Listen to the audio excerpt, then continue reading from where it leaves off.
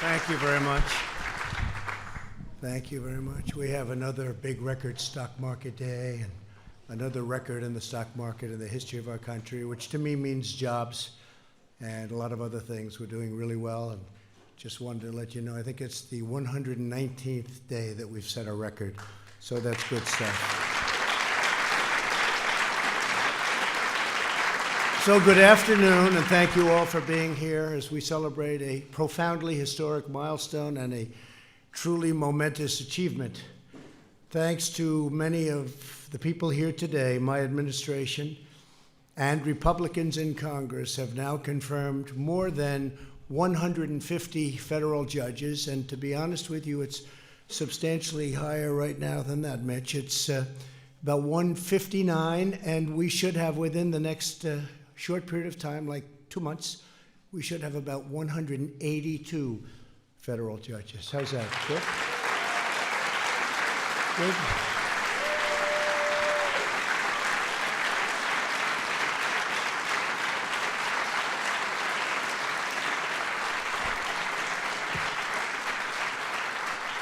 And I say often, percentage-wise, you'll never beat one man, and we know who that is, right?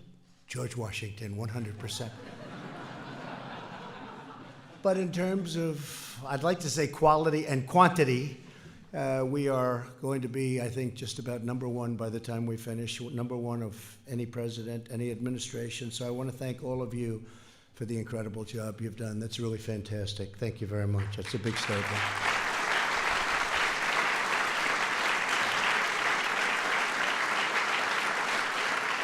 And they will uphold our Constitution as written. These distinguished men and women are some of the most gifted scholars, respected jurists, and finest legal minds ever placed on the federal bench. Together, we're restoring American freedom, defending American justice, preserving the extraordinary vision of our founding fathers. We're delighted to be joined on this special occasion by Vice President Mike Pence. Thank you, Mike, very much. Thank you, Mike. And Attorney General Bill Barr. Thank you, Bill.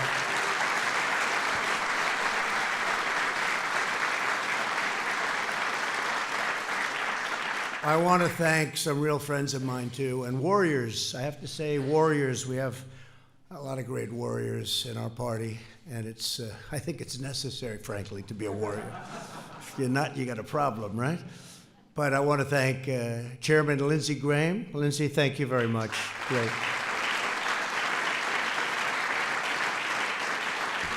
A very special man. A man that's so popular in his state, I don't even think they're going to run anybody against him anymore. They've given that up. Chuck Grassley, right, Chuck?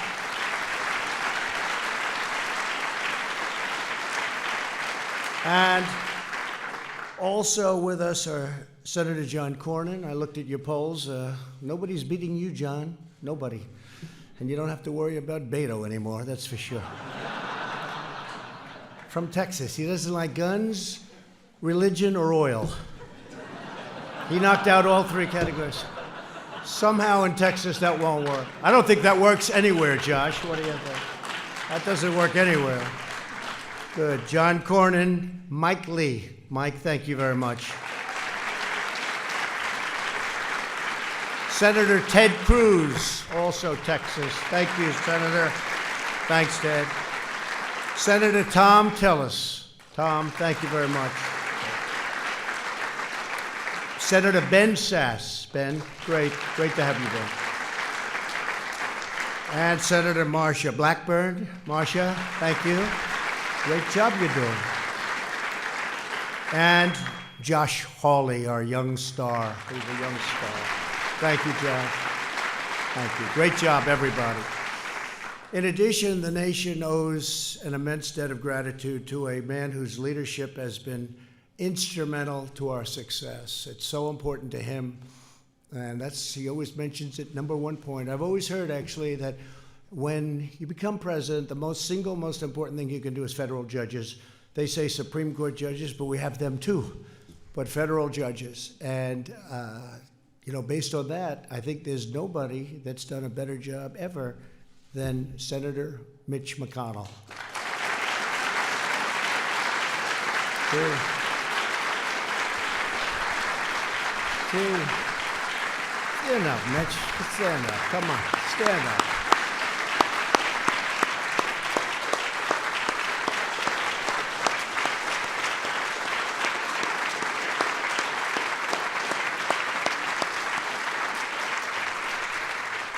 You know, I always get up and I talk about the economy, the economy. I'm always talking. They never write about it, but that's okay. The people get it. But Mitch will then follow me. He'll talk about judges, always. And it's great what you've done, incredible. The impact is truly amazing. Thank you very much. We also, as you know, we have two great Supreme Court judges. So that's in addition to the what will be 182 judges.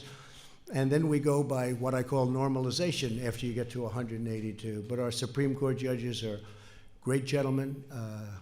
It was so easy to get them confirmed, right?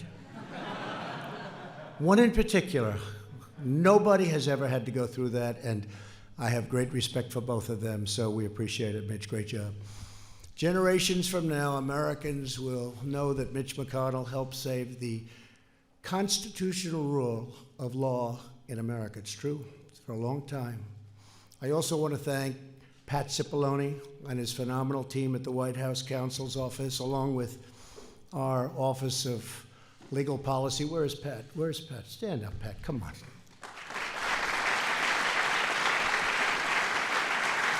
He's the strong, silent type. Strong, he's very strong, silent. Great job you've done. Very great. I always wanted to be the strong, silent type, but it never worked out for me, Lindsay. Never worked out. I want to be, but it doesn't seem to work that way. But the Office of Legal Policy at the Department of Justice and the many friends and legal luminaries who have supported all of those nominees, and to all of the rest of you in the room, some incredible people in this room, great friends. In their wisdom and genius, the framers of the Constitution separated government power into three branches. Congress writes the laws, the executive enforces the law, and the judicial branch provides an impartial interpretation of the laws that applies to any case before them. This system was designed to protect citizens against the unjust concentration of governmental power. And I do say I think we're going through a very interesting time right now, if you must know, more interesting than at most other times. When judges assume the role of a legislature, the rights of all citizens are threatened. The great English jurist William Blackstone warned that if the judicial power were joined with the legislative, then life, liberty, and property would be in the hands of arbitrary judges whose decisions would be then regulated only by their opinion and not by any fundamental principles of law. In other words, the impartial and objective judge who is a faithful servant of the law is essential to the survival of American liberty. So it's really something. It's really something that you've all done. This is such a big moment in our history, and I think what I'm going to do is, as we go along, I'm going to ask a couple of you to say a few words, if that's okay. Because I think it's appropriate. It wasn't in the schedule, but I think it's very appropriate to have a few speak. You have to promise it's going to be very quick and short because the media won't stand for anything else. But I would like to get your views. I think it would be very interesting for all of us. In recent decades, our system has been under relentless attack by the left-wing activists who want to take the powers of the elected branches and give that power to unelected federal judges. They want to impose by judicial decree what they failed to win at the ballot box. Does that sound familiar to anybody? That's really familiar. When judges write policy instead of applying the law, they impose sweeping changes on millions of Americans without the benefit of legislative debate, public rulemaking, or the consent of the governed. As a result, these highly political rulings inflict painful damage on our security, society, and economy, imposing unworkable edicts on businesses, workers, families, and law enforcement really alike. They give many, many bad nights to many, many people, including presidents. but we power through it. We have no choice. I will do everything in my power to halt judicial activism and to ensure the law is upheld equally, fairly, and without political prejudice for all of our citizens. So I'd like to, before going any further, I'd like to maybe start off, I think it would be appropriate if we start off with Mitch to just say a couple of words and how he feels about where we are and what we're doing. And we're going to go through a couple of our friends, if you don't mind. And to me, it'll be very interesting. Mitch McConnell, thanks.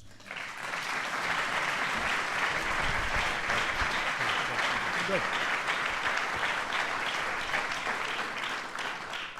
Well, Mr. President, I'm reminded of election night when I realized that not only had you won, but we had taken the House, we'd held the Senate, and this was going to be one of those unusual periods where Republicans had all three branches.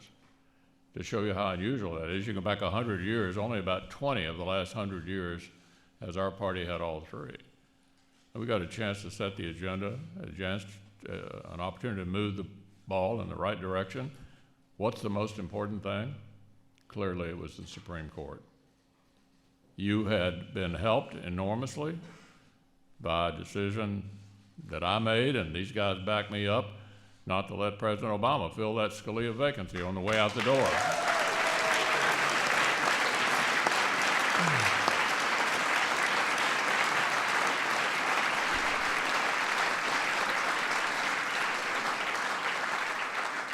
And boy, you didn't blow it. Neil Gorsuch is an all-star, isn't he?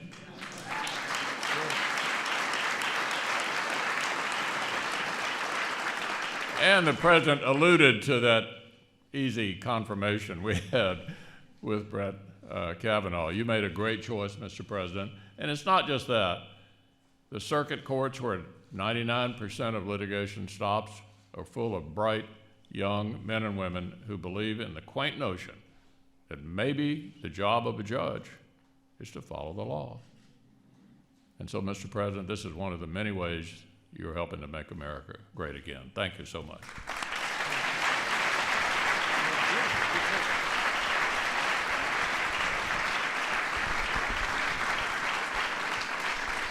Thank you very much, Mitch. You know, it is true, when I first came to office, because of what I said before, that I've always heard how important it is, the choice of judges and the number of judges.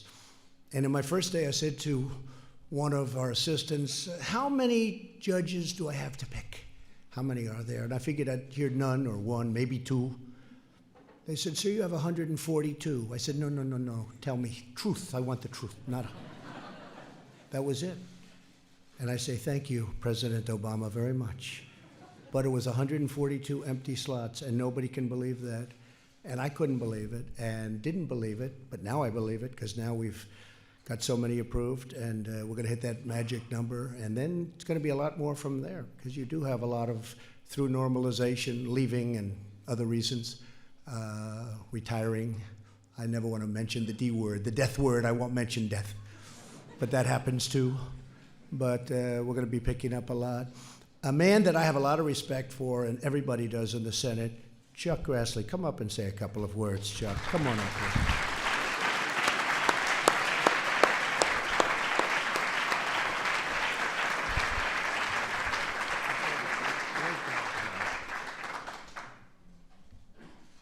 Now, like I tell my colleagues, if I yell, I'm not mad at you.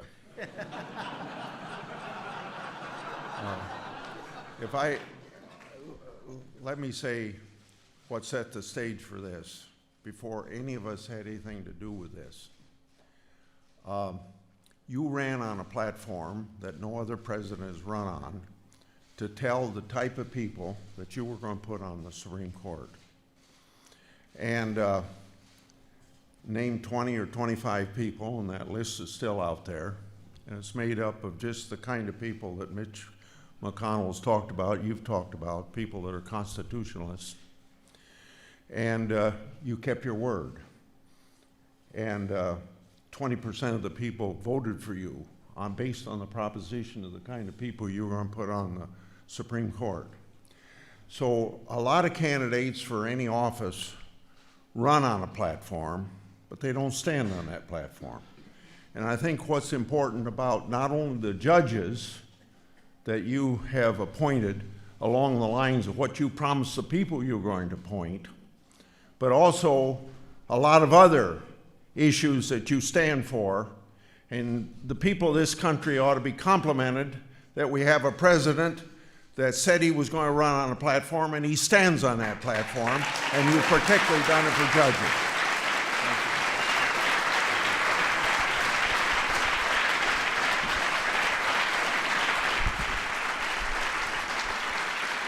He's great. Thank you. You know, he's got this fierce way about him. He's tough even when he's trying to be nice, like now he's. But I heard that voice. I shouldn't say this, but he looked during one of the big events in the United States Senate. He looked at a guy named Comey. He said, "Did you leak?" And he was being nice. And Comey choked. He didn't know what to say. He was so frightened of this guy. He choked. I want him to start looking that stuff up, by the way, please. Please look it up. A lot of choke there. Another man who's been incredible, and he's been a friend of mine for a long time. We actually competed against each other. He wasn't at all nice during the campaign. And who would have thought we would have become good friends, right? Who would have thought? But we did. And I could say the same for Ted, right? Well, we were good friends and then really bad. They said, "When will it get bad?" The media. It's like the Academy Awards. Look at all the media. Before, when it was successful. It died when they went after us, okay, the Academy Awards. Just a regular program now. But I said, Ted and I get along good. In fact, he was having a big event near the White House, and he wanted to get more people, so he invited me. He said, "Can you come?" I said, "You know, we're running against each other. This is true." And the press said, "Well, you two guys are actually campaigning together, and yet you're fighting each other for the nomination." And I said, "That's right, we like each other. We get along great. I think he's great. We both had this incredible relationship." I said, "But don't worry, it'll end. And when it ends, it'll be really bad, probably worse than normal." And it was vicious for about 4 months, but then we have a great relationship again. It was a pretty bad one for a little while, right? They didn't even think how bad it would get, but it has been. It's been great, Ted. Lindsay, I'd like to have you come up and say a few words. You've been terrific. Thank you very much. Thank you. Well, in theory, at 4 o'clock, we're going to vote on 2 more judges. So I'll move this thing forward. So after I got beat like a dog, which he likes hearing, he called me over to the White House and said, "I'd like you to help me." I said, "I'd love to help you be a great president because you're now my president." And he says, "I don't have your phone number." And I said, "There's a reason for that." So the highlight of my campaign was when you gave out my phone number. If I did as well as my phone number, it might have been a different story. To the committee, thank you. The Judiciary Committee is not for the faint of heart. Our Democratic friends are tough. They believe in their causes, and we have to fight hard for our causes. But one thing I want to say about President Trump, the defining moment of your presidency for me was the Kavanaugh hearing. This room would be empty if we had failed Brett Kavanaugh. Brett Kavanaugh lived a life we should all be proud of. He worked hard, and the way he was treated was the worst experience I've had in politics. A lot of people would have pulled the plug on him. Mr. President, thank you for not pulling the plug.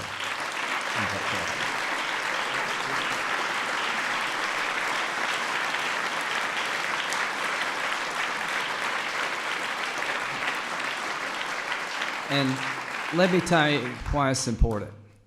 Who would have been after Brad if he had went down? What conservative young lawyer would want to go through this if we'd failed Brett Kavanaugh? So Chuck was right. When you run and you get reelected a year from now, one of the main reasons is that people in the conservative world believe that you fight for judges. God bless you. Thank you very much. Thank you very much. Very nice. But we can say that for everybody here. We had, I don't think any, look, I know you all very well. I don't think anybody had any thoughts of doing anything different, at least in this group. I will say, and that includes Mike. At that time, we didn't know Bill. He wasn't involved. You came at a good time, Bill. That was a tough time. But you know what? Nobody in this group, I will say though, and you know this, and Mitch knows this, there were plenty of other people that were saying, let's go to maybe another choice. And they didn't say it so nicely. And the people that you know very well, the people that you work with every day, but I can tell you, I know every one of you very well, and there was nobody that I think even thought about it in this group, right? So not anybody. And that starts with Mitch, because you never gave me the call, said maybe we can do it an easier way. But I told Brett Kavanaugh I picked him, and he said 10 years ago they were talking about him. I would hear that he would be someday a Supreme Court justice. That was before I was in this wonderful life of politics. I could enjoy my life and think about all sorts of things. And they would say that Brett Kavanaugh is going to be a Supreme Court judge. And anyway, he was on the list. Leonard Leo, thank you for being here. We had a list that you worked on very hard, and others.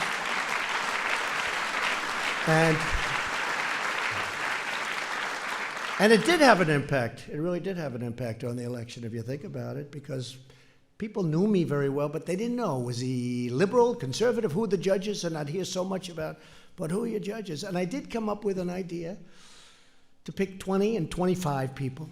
Ultimately it was 25, and we put great people on. We have great people on there right now. We have 23 left, right? Great people. Every one of them is terrific. But I went with this list.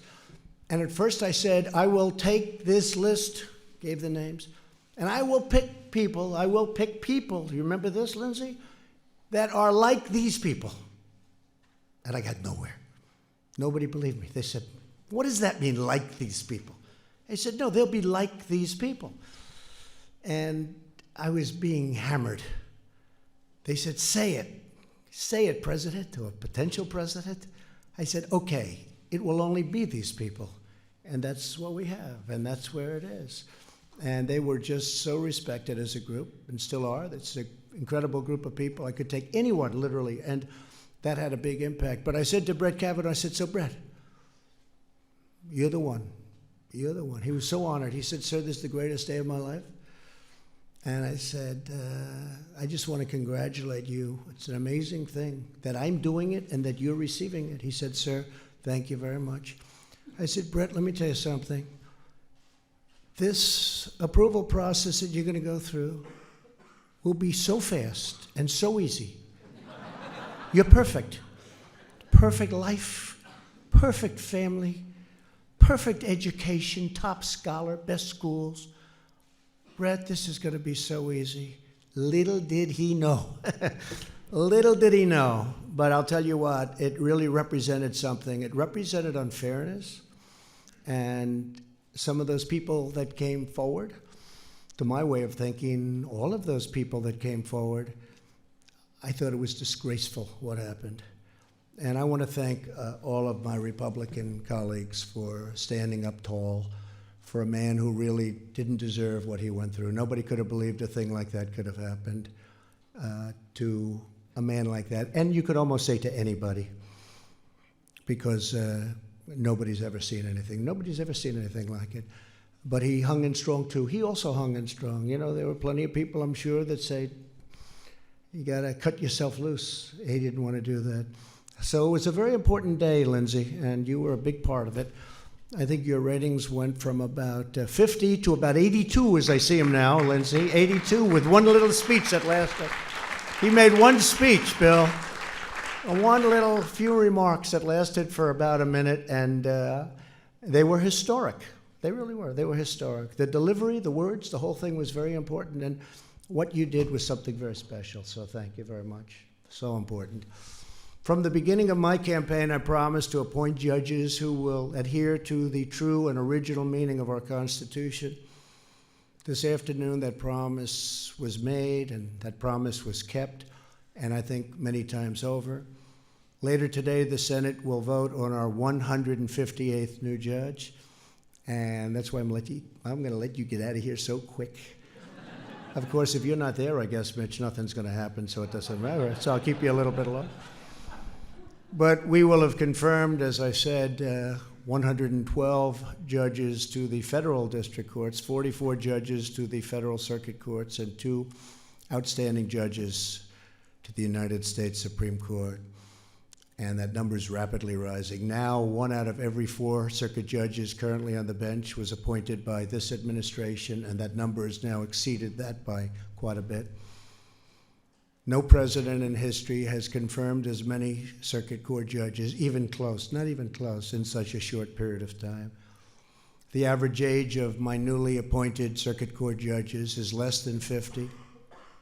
A young, smart, that's 10 years younger than President Obama's nominees. The pace of appointments is only accelerating. It's going very quickly. And then, at some point, we're going to have to slow it down because we're not going to have any openings, you know that. But we'll find them. We'll find them. We'll find them. Would you like to add a few judges? And that wouldn't be a bad idea. How about adding another 100 or so? We'll be able to fill. But we're on track to have more judges confirmed this year than in the prior 2 years combined for us, and will be a record in history, the number of judges that we're getting in just a short period of time. Once all pending nominations are confirmed, I will have appointed about 219 judges, and that number will go up very substantially from that. But the more gains we make, the more aggressive the hard left has become. I probably shouldn't even be making this speech right now. I'm just driving them crazy. They'll go back and they'll have even more craziness than they've had in the last 3 years. Can you imagine? 3 years already. It's 3 years. Who could believe it? Almost. In fact, in 2 days less than a year, we'll be fighting an election. And we actually had a very big night last night. We had some tremendous results last night. And I'll be leaving for Louisiana. I think we're going to have a great result in Louisiana. But one of their favorite new tactics is the nationwide injunction. This very destructive practice enables any one of 673 district judges to single-handedly invalidate critical executive actions and stop the enforcement of duly enacted law. We've had it many times, especially when it comes to our border. And when you see what's going on the other side of the border, people are starting to say, maybe he is right about the wall, and maybe he is right about having a very strong border. The other side wants open borders, which brings tremendous crime, and now people are starting to see. A lot of people have told me that over the last couple of days. They're starting to get the border thing. The activist left only needs to find one partisan resistance judge anywhere in the country to agree with them. On perhaps no issue have these district court injunctions been more brazen and damaging than in the area of immigration. In case after case, judges are prohibiting us from enforcing the plain letter of the law. And you know that better than anybody, the people in this room. For example, federal law authorities expedited removal of illegal aliens apprehended within 2 years of entry. But a district court judge declared the law could only be applied to illegal aliens caught within 14 days. That's a tiny group of people, just a small fraction of what the law expressly allows. In the words of the late great Justice Antonin Scalia, whose son, thank you very much for the approval, Gene is now our Secretary of Labor, he's a great young guy. A good judge must suppress his personal views and must decide each case as the law dictates, not as he would have resolved the matter if he had drafted the law. We have a lot of them looking at it as if they had drafted the law. Let's create brand new law. Justice Scalia was correct. If federal judges want to write the law, they should run for Congress. Let them run for office. You think this is easy? It's not easy. It's not easy. It's not easy, fellas, is it? Huh? It's nasty. Nobody told me it was going to be this nasty. But that's what they have to do. Let them run for office and let them do what they're supposed to do. Let them do the job the way it's meant to be.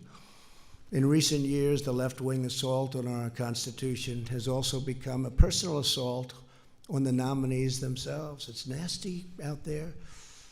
And you're right, Lindsay, one of the reasons it was so important was that people watch this and they don't want us giving up on them. They don't want us, oh, let's take the next one down the pike. That would have been easier, by the way. It would have been much easier, but they don't want to see that. Nominees have been attacked in hearings for their religious beliefs. Our entire nation was stunned by the cruel campaign of lies and slander and abuse that was hurled at Justice Brett Kavanaugh, but we refused to cave in, and the left-wing mob, we will never, ever allow that to happen, where we give up, where we cave in, even if it's by far the easy decision to make. When it comes to defending our freedom, Republicans will not back down. We will never, ever give up. While I'm your president, we will continue to nominate highly qualified judges who truly love our Constitution. And I know that Leader McConnell and Chairman Graham are absolutely committed to getting them confirmed quickly, and they have been going quickly. Of course, I'd like to get some other people confirmed too, please. Some of the other people, Mitch would say, well, we got to do the judges first, and I always agree with him. I have a lot of people waiting over there, but he says, I want those judges, and I agree with him. Every judge we have placed on the bench will hear thousands of cases over their careers. They will ensure equal justice for every party before them, regardless of age, race, income, religion, beliefs, or background. And they will safeguard the birthright of liberty that belongs to every man, woman, child in our land. But it is not merely their responsibility to protect and defend the Constitution. It's our responsibility as well. Every American shares that glorious duty we have inherited as citizens of the greatest and most exceptional country the world has ever known. And we have to keep our country as the greatest the world has ever known, because that great title can end if we are foolish and if we make mistakes. You see what's happening? You see what's going on? You see the statements that are made and the ideas being put forward. It would no longer be a great country, certainly not for very long. For the sake of our families, our children, and generations of Americans yet unborn, we will fight with all of our heart and soul to preserve, protect, and defend the Constitution of the United States and the immortal rights given to us by Almighty God. Thank you, God bless you, and God bless America. Thank you very much, everybody. Thank you. Thank you.